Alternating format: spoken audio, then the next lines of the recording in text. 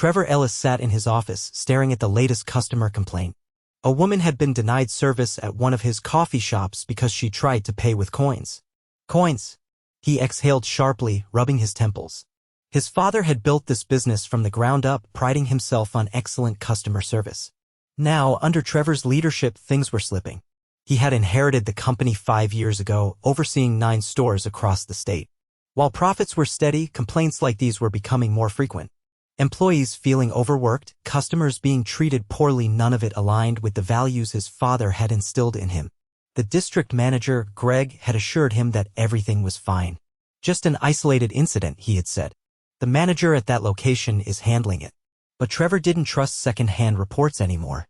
He had heard too many excuses. There was only one way to get the truth. 2 days later, Trevor walked into the coffee shop as a new trainee. His disguise was solid light brown hair instead of his usual dark, glasses instead of contacts, and a name tag that read, Tim. He had never personally met the employees at this location, and with the corporate structure, most workers only knew his name, not his face. The moment he stepped inside, he could feel the tension. The line of customers was long, and behind the counter, employees moved frantically. One barista, a young woman with a noticeable baby bump, worked faster than the others. "Where's the new guy?" a man in his 40s barked. He had a stiff posture and an expression that screamed impatience. Trevor recognized him from employee reports. Daniel, the store manager. Trevor raised a hand. "That's me, Tim." Daniel barely glanced at him. "Aprons in the back. Don't mess up orders." No introduction, no welcome. Just orders. Trevor grabbed an apron and returned to the counter. The pregnant barista, her name tag reading Lena Oakes, turned to him with a tired smile. "First day?" she asked, loading cups onto the counter. "Yeah," Trevor said. "Any advice?" "Don't slow down," she said, eyes darting toward Daniel. "And don't ask for breaks unless you want to get on his bad side." Trevor frowned but didn't reply. He watched as Lena took orders, rang up customers, and made drinks, all without missing a beat. She was good, better than good. But there was something else. She looked exhausted. A customer approached the counter, fumbling with a handful of coins. "Just a small coffee," the elderly woman said, counting out change. Lena took the money without hesitation. "No problem, ma'am." Daniel, however, wasn't happy. "Lena," he snapped, "we don't have time to count pennies. Tell her to use a card." Lena hesitated but then shook her head. "It's fine. I already rang it up." Trevor watched as Daniel's jaw tightened. "That's not how we do things." "She's a paying customer," Lena said firmly. Daniel exhaled sharply. "You want extra hours, but you can't follow simple rules?" Trevor's eyes narrowed. "Extra hours?" Lena pressed her lips together, clearly holding back frustration, but she didn't argue. Instead, she finished the order and turned back to the espresso machine. Trevor waited until Daniel walked away before asking, "He gives you trouble?" Lena sighed. "I just keep my head down. I need the hours." Trevor wasn't satisfied with that answer. Something was off. As the shift continued, he noticed more. Lena wasn't just working hard, she was doing everything. The other employees were just as busy, but Lena covered tasks that weren't hers. Cleaning the counters, restocking supplies, handling difficult customers. It wasn't just dedication. It was survival. By the end of the shift, Lena was rubbing her lower back, leaning against the counter for support. Trevor couldn't stay quiet anymore. "How many hours are you working?" he asked. Lena hesitated. "Too many." Trevor glanced at the schedule posted on the wall. Her name was on nearly every shift. "Why?" Lena sighed, looking away. "Because I need them. And because no one else will take them." Trevor didn't miss the way her voice dropped at the last part. There was a staff shortage, and she was picking up the slack. As he processed everything, a loud voice interrupted his thoughts. "Lena, you're still on the clock." Daniel stood in the doorway of the office, arms crossed.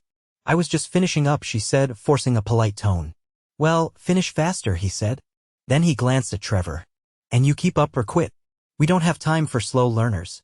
Trevor clenched his jaw but forced a nod. He wasn't ready to reveal himself. Not yet. But one thing was clear, the store was a mess. And Lena was drowning in it. Trevor's second day at the store confirmed what he had already suspected: this location was severely mismanaged. But what unsettled him the most was how much of the burden fell on Lena. She was the first one in, setting up the coffee machines before the doors even opened. She moved quickly, preparing ingredients, wiping down counters and checking inventory, all while balancing the weight of her pregnancy. The rest of the team arrived minutes before opening, sluggish and indifferent. Trevor had worked in coffee shops during college, and he knew what a well-run store looked like. This wasn't it. The employees weren't lazy, they were unmotivated. There was a difference. And after watching Daniel operate for a full day, Trevor understood why. By mid-morning, the rush was relentless. Orders piled up, and customers grew impatient. Trevor worked the register while Lena managed drinks.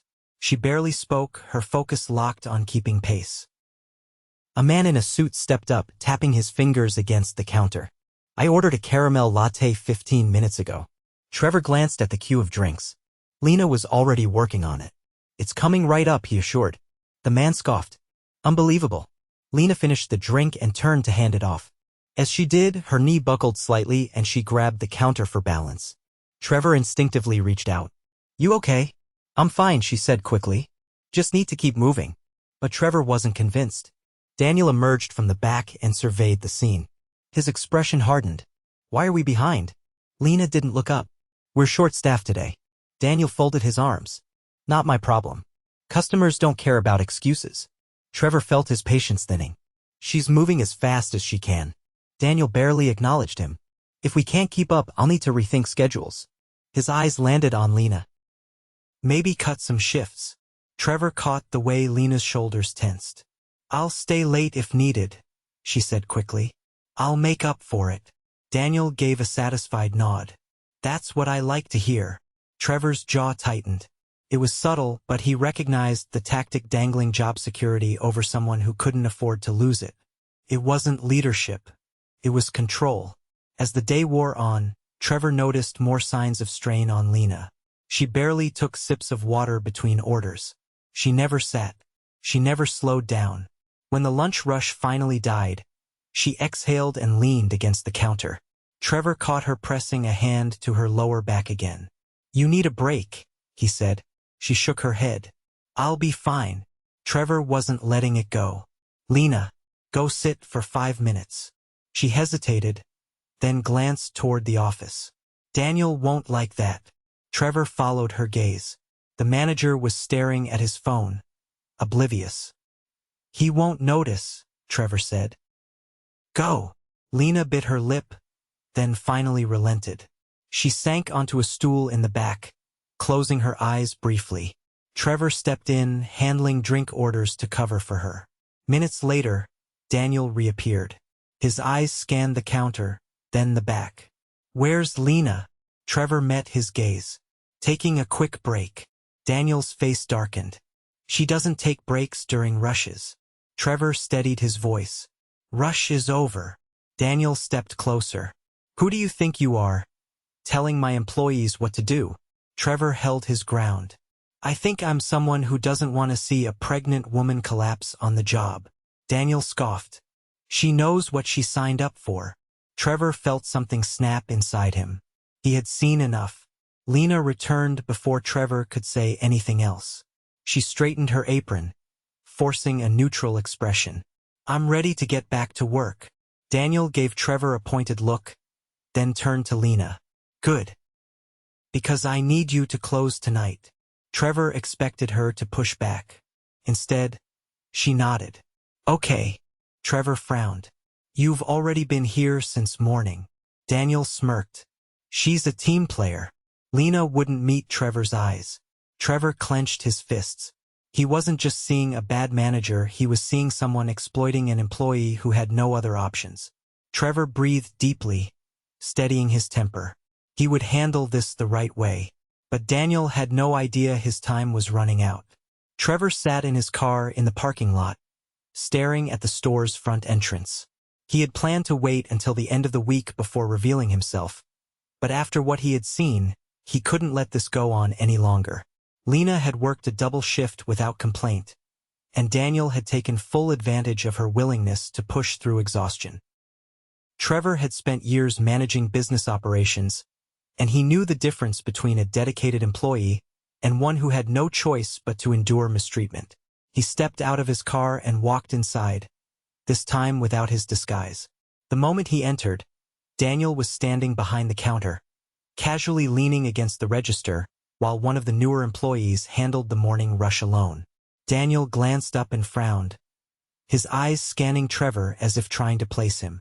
"Can I help you?" Trevor didn't respond immediately. He walked past the line, glancing toward the espresso station. Lena was already there, prepping drinks with quiet efficiency. She hadn't noticed him yet. Then his attention returned to Daniel. "Yes, actually, I think we need to have a conversation." Daniel let out a short laugh. "Look, if you're here about a messed up order or something, take it up with—" Trevor cut him off. "I'm Trevor Ellis, CEO of this company." The color drained from Daniel's face. His mouth opened slightly, but no words came out. Trevor didn't wait for him to recover. "Let's talk in the back." Daniel hesitated, then reluctantly nodded, motioning toward the office. Trevor followed him inside and shut the door behind them. It was a cramped space, cluttered with papers and half-empty coffee cups. "Sit," Trevor instructed. Daniel obeyed, his usual arrogance replaced with nervous energy. "Look, Trevor held up a hand. "I spent the last 2 days working here undercover. I saw everything." Daniel swallowed hard. "Sir, you overwork your staff, you ignore basic labor laws, and you treat one of your best employees like she's disposable." Daniel's hands gripped the edge of the desk. Lena agreed to the hours. Trevor's voice remained even, but firm. She agreed because she had no choice. That's not leadership. That's manipulation. Daniel's jaw twitched. She never complained. "She didn't have to," Trevor shot back. "It was obvious." Daniel leaned forward, his expression shifting to something more defensive. "You don't understand what it's like to run a store like this. We're short-staffed. I do what I have to." Trevor's patience thinned. "You do what's easiest for you, not what's right for your employees." Daniel exhaled sharply, shaking his head. "If I don't push them, this place falls apart." Trevor studied him for a long moment. "No, it falls apart because you've created an environment where people don't want to stay. That's why you're short-staffed. That's why morale is non-existent." Daniel's silence spoke volumes. Trevor continued, his voice steady. "You're done here. I'm terminating your employment effective immediately." Daniel's eyes widened. "Wait." Trevor didn't budge. "You're not fit to manage people. I won't let the store or any other be run this way." Daniel's shoulders slumped. "You're making a mistake." Trevor met his gaze. "No, you did." Without another word, he opened the door and stepped out. Lena was still behind the counter, unaware of what had just happened.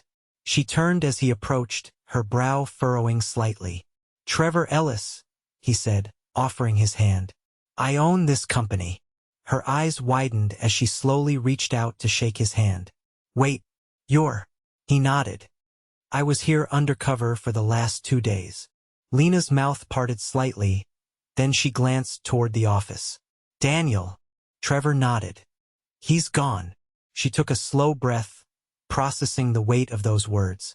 Then Trevor continued, his tone softer now. "I saw how hard you work, how much you carry. That ends today." Lena hesitated. I just do what needs to be done." "And you shouldn't have to do it alone," Trevor said. "You deserve better." For the first time, Lena didn't have a response. Trevor glanced around the store. "We're making changes, starting now."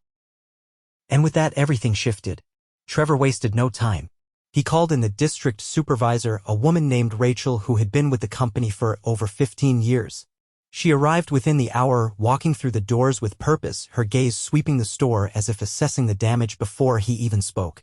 Lena stood behind the counter, still processing the weight of what had happened.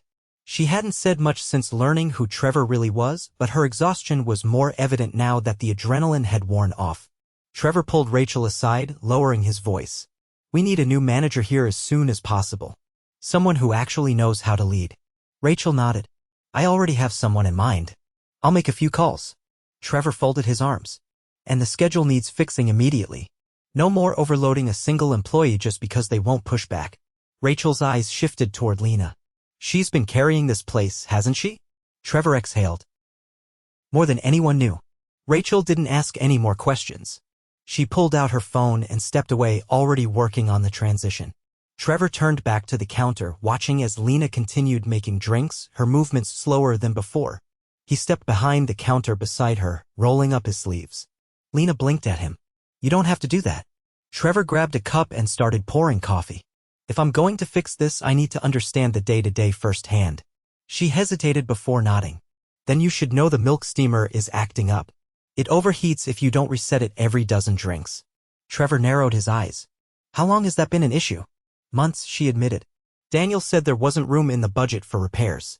Trevor pressed his lips together. That changes today. She didn't respond, but there was something in her expression that looked like relief. The next few hours moved quickly. Rachel worked on finding a new manager while Trevor stayed behind the counter, helping wherever he could. Customers came and went, unaware that the man handing them their orders was the owner of the company. Mid-afternoon, Rachel approached with an update. I have someone who can step in temporarily until we finalize a permanent replacement. Trevor nodded. Good. And make sure we audit the payroll records. I want to know if anyone else has been pushed into excessive hours like Lena. Rachel made a note on her clipboard. I'll handle it. Trevor turned back to Lena. You're done for the day. She blinked. I still have a few more hours on my shift. Trevor shook his head. Not anymore. You've done more than enough. Lena hesitated as if unsure whether she should argue. Then she exhaled and untied her apron, rubbing at her wrist where the strap had left a mark. Before she could leave, Trevor spoke again. Starting next week, you're getting a raise. And if you need time off, you'll get it. She stared at him. I wasn't asking for special treatment. Trevor met her gaze. It's not special treatment. It's fairness. You've given this company more than it ever gave you. That changes now. For the first time that day, the tension in her shoulders eased. Thank you. Trevor watched as she left, knowing this wasn't just about fixing one store. It was about making sure something like this never happened again anywhere in his company. And for the first time in a long while, he felt like he was truly leading. Trevor sat in his office 2 days later, reviewing the latest reports from the store. The temporary manager, a woman named Bethany, had already made adjustments to the scheduling system and initiated the hiring process to address the staffing shortage. Rachel had confirmed that payroll discrepancies existed throughout several locations and an internal audit was underway. Despite the progress, something still nagged at him. His phone buzzed and he glanced at the caller ID. Rachel. We found something, she said the moment he answered. It's about Daniel. Trevor leaned forward. Go on. He was manipulating payroll records. Employees who worked extra hours weren't being properly compensated. Instead, their overtime was either logged incorrectly or not at all. Lena was one of the worst cases. She wasn't just overworked, she was underpaid for it. Trevor exhaled slowly, his fingers tapping against the desk. How much does she owe? Rachel hesitated. Almost $3,000. Trevor's grip tightened on the phone. Send me the full breakdown. And notify legal, I want to make sure we handle this properly. I already did, Rachel said. We're drafting letters to affected employees, ensuring they receive what they're owed. Trevor nodded even though she couldn't see him. Good work. He ended the call and stared at the screen in front of him. His frustration wasn't just with Daniel, it was with himself. He had trusted the wrong people to manage his stores, and employees like Lena had paid the price for it. Pushing that thought aside, he grabbed his keys. When he arrived at the store, things already felt different. The energy was lighter. Employees moved with more ease, and Bethany stood near the back, speaking with a new hire. Trevor spotted Lena behind the counter, focused on steaming milk for a latte. She seemed more rested than before, but there was still something guarded in her demeanor. He stepped forward, waiting until she noticed him. When she did, she straightened slightly, wiping her hands on a nearby towel. I didn't expect to see you here again, she said.